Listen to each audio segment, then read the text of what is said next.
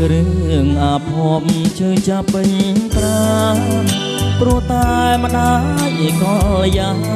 ក៏អត់រាប់អានតែអ្នកមានប្រាំងបងជាកម្មករបែកញឹងហូសស្រាំង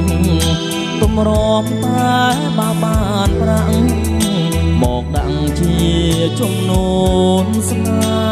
ហ៍បងស្នេហ៍អូនមុនដើមទុនមិនដល់គ្មានប្រាក់មក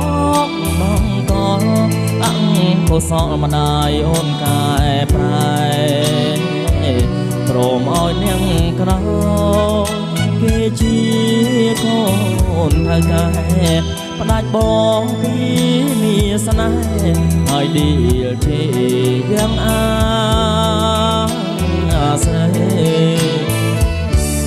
អូននាងក្រតូចទៀបដូចខ្ញុំកាលដែលខំដាំកម្មមកផ្ដាច់យកទេពេលដែលរថយន្តចេញពីអូជ្រៅបងគឺស្រស់ពីលទៅនៅក្នុងរោងការគូថ្មីអក្សរាលាស្រីសេរីសពនផ្ដាំតាមអ្នករុនទុនសូមទុកក្រនជាចំណងដៃបងតាមម្ដាយអូនផ្ដាច់បងពីចរណៃជាតិនេះបងសូមកាន់ដៃព្រមម្ដាយថ្លៃលោកកូនយកលុយ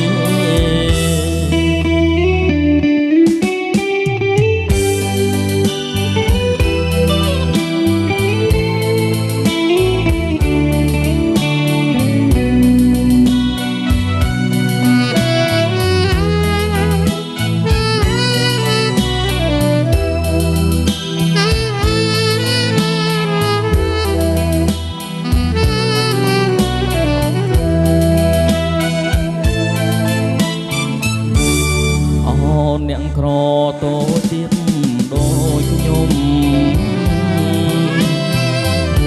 កាលដែលខំដាំកម្មមកផ្ដាច់យកទេពីដែលរថយន្តចេញពីអូជ្រៅបងគឺស្រស់ពីលទៅនៅក្នុងរោងការគូថ្មីលាស្រី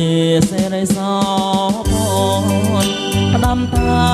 មអ្នករុនទុនសូមទុកក្រនជាចំណងដៃបងតាមម្ដាយអូនផ្ដាច់បងពីចរណៃជាតិនេះបងសូមកាន់ដៃព្រមម្ដាយថ្លៃលោកកូនយក